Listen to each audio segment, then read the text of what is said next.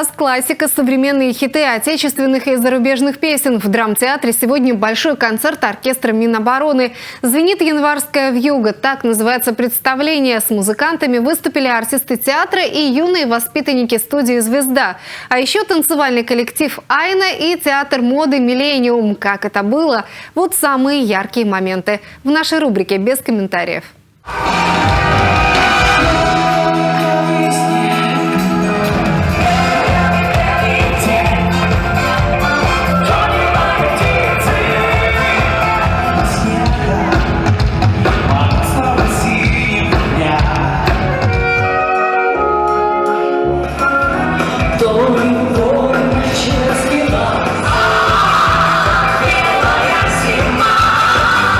Люблю театр, люблю петь, сама пою. Я ожидаю вот чего-то, знаете, новогоднего, настроения такого хорошего.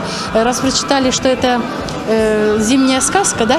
Так, значит, что-то будет красивое, сочное, вот, сказочное. Интересное, яркое, чтобы просто подпрыгивал, поддерживать всех, там, чтобы все было хорошо. Будете петь тоже? Конечно, если разрешат.